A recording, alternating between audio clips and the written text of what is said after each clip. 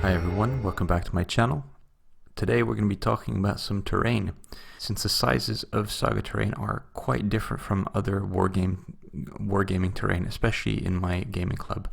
So there's two different sizes of Saga terrain. The first is small, second is large. So for small terrain, it needs to fit within a square that's medium plus short in length. And for large terrain, it needs to fit within a square of side L. I start off by making templates of the Saga terrain sizes. You can see me drawing this on MDF board, which is kind of the basis I use for all of my terrain. I can fit quite a few terrain pieces on just a standard MDF board. I think it's 5 mm thick, and I start off by cutting all of these pieces out. Just straight cuts with a jigsaw, and then I do actually find it a little bit easier if you do have a jigsaw that you can clean up and kind of make the edges of the terrain round, and also put the saw at a 45-degree angle. It just helps you later on in the process, and I think having a slightly beveled base to your terrain also looks a lot nicer. And it saves you a lot of time later on as well. If you actually do want to get that beveled base, it just saves you from having to sand down quite a lot of material. After cutting the squares, I just use the jigsaw to cut them down into a little bit of a random shape. I'm keeping to kind of the maximum size for the terrain pieces. I do use some of them to cut them down to maybe that they have one edge that's close to the minimum size. That way you have a nice variation in the terrain pieces that you have. One thing that I do recommend is that you just kind of make bases as well for your terrain. So there's two advantages to this. First is it's really easy to store, and the second is that you can actually have quite a they're very versatile. The next step here is to round out some of the edges and generally just clean it up using the detail sander. This is pretty tedious work, but it's I don't know, it takes maybe about a minute per terrain piece, depending on how smooth you want to get. You don't really need to worry about it too much. You just want to make sure nothing's going to snag on it. It's nice and smooth, and kind of get any irregularities out that you might have done with your jigsaw.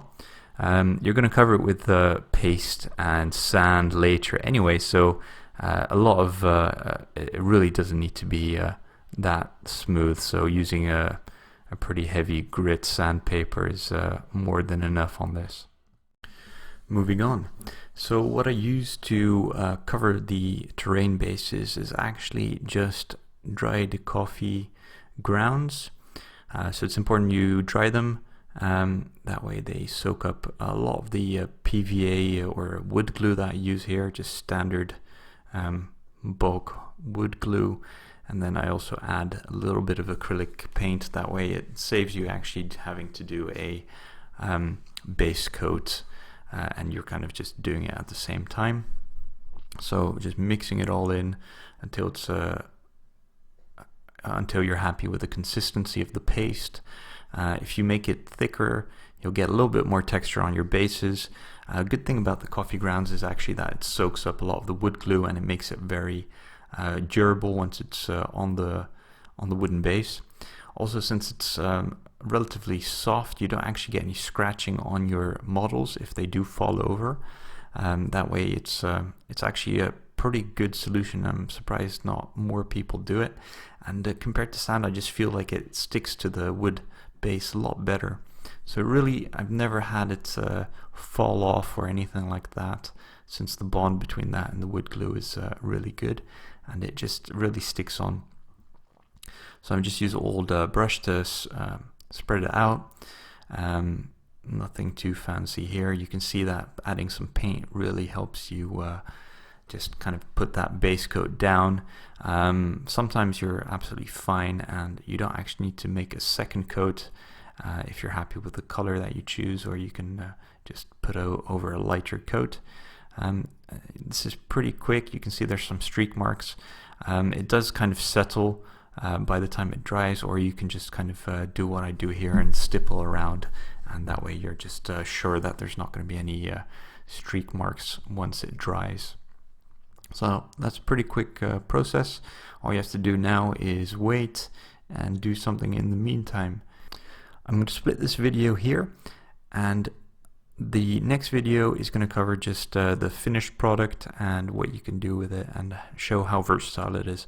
Thanks a lot for watching, and speak to you soon.